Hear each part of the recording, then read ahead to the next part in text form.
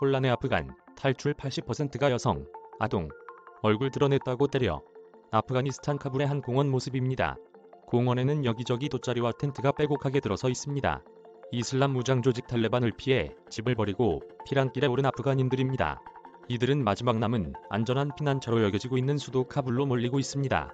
이 때문에 카불 시내 공원과 거리 곳곳마다 텐트가 늘어나고 있으며 대부분은 이곳에서 여러 날째 노숙 중입니다. 난민 320만 명. 역대 최대 민간인 사상자 나올 수도. 유엔 난민기구는 5월 말 이후 피난에 나선 아프간인이 25만여 명이라고 추산했습니다. 올해로 기간을 넓혀보면 모두 40만 명에 달한다고 밝혔습니다. 이들을 포함한 아프간 내 난민은 모두 320만 명으로 파악됩니다. 샤비아 만투 유엔 난민기구 대변인은 적대 행위가 급증하면서 엄청난 인명피해가 나고 있다고 우려했습니다. 그러면서 유엔이 기록을 시작한 이래 연간 가장 많은 민간인 사상자를 목격하게 될 것이라고 말했습니다. 피난민 80%가 여성과 아동, 노출 샌들 신었다고 매우 맞아.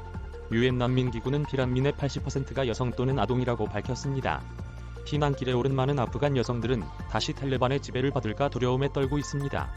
지난 2001년 미국이 탈레반 정권을 붕괴시키기 전까지 아프간을 지배했던 탈레반은 당시 반인권적인 통치로 악명 높았는데 특히 여성에 대해서는 가혹하고 억압적이었습니다.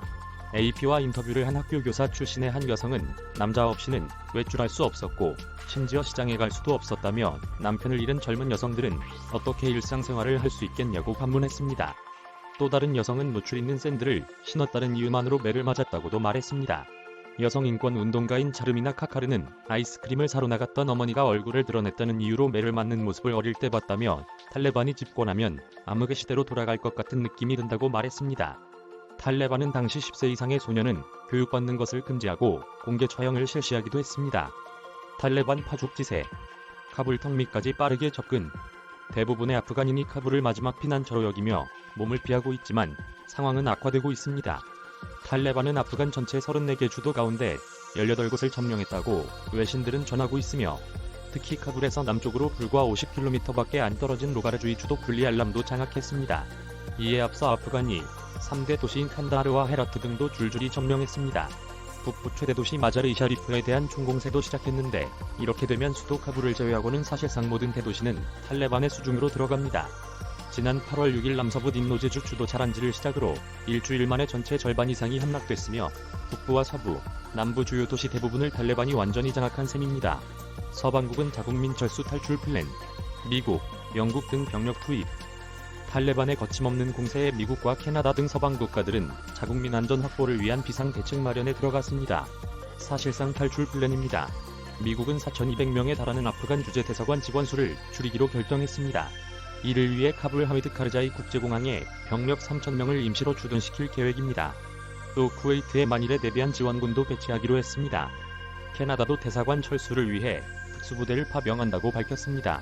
영국도 자국민 귀국을 지원하기 위해 병력 600여 명을 파병할 예정입니다.